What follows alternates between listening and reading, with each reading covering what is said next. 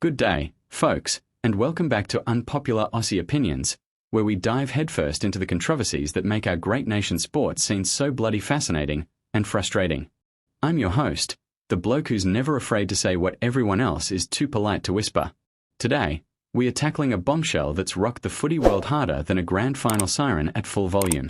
Andrew ABDO, the big kahuna at the top of the NRL pyramid, has thrown in the towel. Resigned. Walked away from the game that he swore he'd build into a global powerhouse. And why? Because he's been slapped with a lawsuit accusing him of siphoning off a staggering $1.1 billion from the league's coffers. Yes, you heard that right, 1.1 billion bucks. That's not pocket change. That's enough to buy every NRL club a new stadium and still have leftovers for a round of schooners at the local. Now, before you grab your pitchforks and start chanting for his head on a pike, let's pump the brakes a tick. Because here's my unpopular opinion right out of the gate. This whole scandal smells fishier than a barra left out in the sun on a Darwin Arvo. Andrew ABDO didn't just wake up one morning and decide to play Robin Hood with the NRL's war chest. No, this is the culmination of years of backroom deals, inflated egos, and a system that's been rotten from the core since the day the game went professional. And if we are honest, and I mean brutally, warts and all honest, ABDO's not the villain here.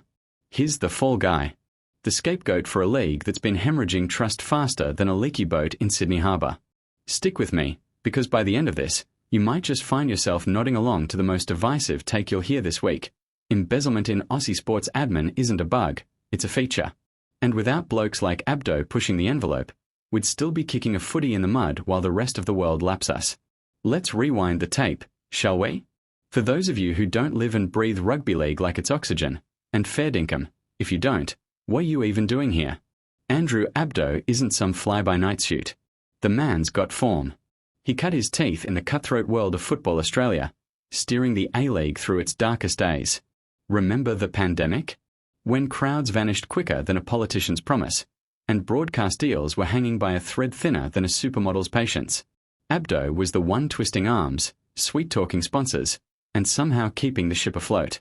He turned a league that was hemorrhaging talent to Europe into something that could at least hold its own on a Thursday night. Sure, the crowds weren't packing out stadiums like the AFL, but give the man credit, he made it watchable. He made it matter. Then, poof, like a magician pulling a rabbit out of a hat, ABDO jumped ship to the NRL in 2021. Not as a sideshow act, mind you, but as Chief Commercial Officer under the indomitable Peter V'landys.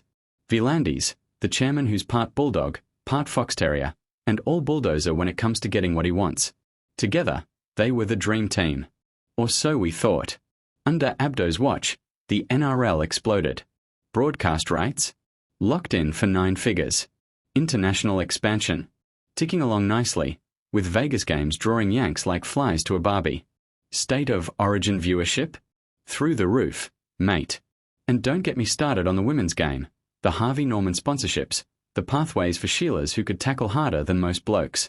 ABDO was the numbers guy, the dealmaker who turned the league's piggy bank into a fortress. Or so the glossy annual reports would have you believe. But here's where the cracks start showing. That 1.1 billion? It's not like ABDO woke up with a forklift and nicked it from under V'landys' nose. The lawsuit, filed just last week in the federal court by a consortium of disgruntled stakeholders, think minor sponsors, ex-players' unions, and a few salty XXX, alleges a web of shell companies, offshore accounts, and inflated consulting fees that make Enron look like a church fete. The figure's eye-watering. $1.1 billion allegedly funneled through entities linked to ABDO's family trust, all under the guise of strategic investments in digital media rights and international broadcasting. One claim even points to a dodgy deal with a Singapore-based firm for NRL-branded NFTs. Remember those? The digital footy cards that tanked harder than Bitcoin in a bear market. Yeah, apparently, that flopped venture alone swallowed 200 mil, with the rest vanishing into thin air. ABDO's response? A terse presser from his lawyer's office in the CBD, denying every syllable. Baseless accusations from sore losers, he called it. I've poured my soul into this game, and this is how they repay me? With fairy tales. Resignation letter dropped an hour later, effective immediately. No fanfare, no farewell lap. Just a bloke walking out the door with his tail between his legs, or so the headlines scream. The NRL board's in damage control mode, with V'landys front and centre, vowing a full investigation and zero tolerance for funny business. But let's call it what it is, a purge. ABDO's out because he's the visible head, the one the public can point at and boo. Meanwhile, the real rot festers unchecked. Now, I know what you're thinking. Mate, 1.1 billion? That's not a rounding error, that's grand larceny on steroids. And you're not wrong to be ropeable. That's money that could have funded academies in the bush, pathways for Indigenous kids in the NT, or hell, even fixed the potholes in the car park at Suncorp. Instead, it's allegedly lining the pockets of some silver-tongued exec and his mates in the Caymans. But here's the unpopular bit that'll have the comment section erupting like Mount Vesuvius. In the grand scheme of Aussie sports governance, this is par for the course. We've got a history of it, don't we? Remember the ESSA scandal in athletics? Blokes cooking the books to pump up participation numbers for grant money. Or the Swimming Federation's dodgy travel reimbursements that had the whole board swimming in hot water. And let's not forget the AFL salary cap breaches, clubs caught red-handed, fines slapped like wet lettuce leaves, and everyone moves on with a wink and a nod. ABDO's crime, if it sticks, and that's a big if, given the league's track record of circling the wagons, isn't that he stole. It's that he got caught. Or more precisely, that someone decided it was time to make an example of him. Why now? Timing's everything in this game. The NRL's riding high post-2024 grand final, with expansion talks heating up for Perth and Papua New Guinea. Sponsors are sniffing around like sharks at a chum bucket. But whispers from the corridors of power suggest internal fractures. V'landys, the eternal kingpin, has been eyeing a legacy beyond his tenure. ABDO, with his football background and global Rolodex, was always the wild card. Too ambitious? Too flashy? Or just too good at his job, making the old guard look like relics? The lawsuit drops like a guillotine, and suddenly, the emperor has no clothes. Coincidence? Pull the other one. Dig deeper, and you'll find the real scandal isn't the dollars. It's the dollars we never see. That 1.1 billion? A chunk of it was supposedly earmarked for innovation funds, buzzwords for pet projects that never see daylight. Think ghost apps for fan engagement that cost a bomb and delivered squat. Or consultancy fees to media firms owned by mates of the board, who then kick back a percentage under the table. It's a merry-go-round of mateship that's as Aussie as a meat pie at the footy, but it leaves the game, and the fans, out in the cold. ABDO, for all his flaws, was the one pushing for transparency. Remember his 2023 keynote at the Sports Business Summit? "We need to evolve or die," he said. "No more smoke and mirrors." Ironic.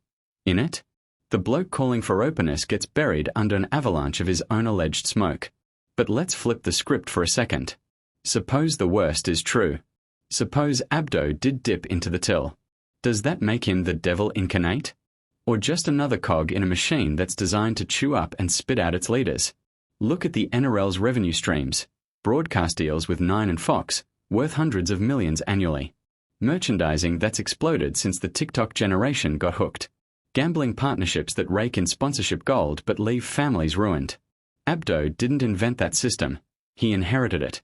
And in a league where player salaries balloon to 8 figures for the elite, exec pay packets aren't far behind. If the pie's only so big, someone's got to fight for their slice. ABDO fought dirty? Maybe. But in the Colosseum of Aussie sports, dirty's the only way to win. Here's where my blood truly boils, and why this resignation hits harder than a late tackle from Joey Leilua. It distracts from the real issues strangling the game. While we are all fixated on ABDO's offshore slush fund, who's talking about the grassroots? The country leagues in Queensland and NSW, scraping by on volunteer barbecues and lotto grants. The concussion crisis that's got ex-players lining up for class actions bigger than this lawsuit. Or the gender pay gap in the NRLW, where top Sheilas earn peanuts compared to their male counterparts. ABDO was flawed, sure, ambitious to a fault, perhaps blind to the optics, but he was a visionary. Under his tenure, the league's valuation soared past the 1 billion mark. International tours to England packed stadiums. Digital metrics? Off the charts. He took risks, and most paid off. Now, with him gone, we are back to the dinosaurs calling the shots, scared of their own shadows. So, what's next for the NRL? A witch hunt that uncovers bugger all, that's what. V'landys will appoint some safe pair of hands, a former player, maybe, with zero business nous but a million war stories. The lawsuit will drag through the courts for years, costing more in legal fees than the alleged theft. Sponsors will hedge their bets, viewership dips a tick, and by 2026, it'll all be yesterday's chip paper. But mark my words, without disruptors like ABDO, the league stagnates. We need blokes willing to bend the rules, not break the game. Embezzlement? Harsh word for what's really just creative accounting in a high-stakes arena. If ABDO's guilty, fine, sling him in the clanger. But if he's not, this is the shot heard round the sports world. Don't rock the boat, or we'll sink you. Folks, that's my take, unpopular as they come, but rooted in the cold, hard reality of how this nation's sports machine ticks. Andrew ABDO's resignation isn't the end. It's a symptom. A wake-up call for fans, players, and yes, even the suits, to demand better. More transparency. More accountability. Less tolerance for the old boys club that treats our passion like a piggy bank. What do you reckon? Is ABDO the thief of the century, or the martyr we didn't deserve? Drop your thoughts in the comments below. Keep it civil, or don't. I thrive on the chaos. If this fired you up, smash that like button harder than a try-scoring charge down. Subscribe for more takes that'll have your mates arguing over the Barbie. And hey, share this with that one NRL tragic in your life who needs their worldview rattled. Until next time, keep the faith, keep the opinions flowing, and remember, in Aussie sports, the only thing more certain than a comeback is the controversy. Cheers, legends. See you on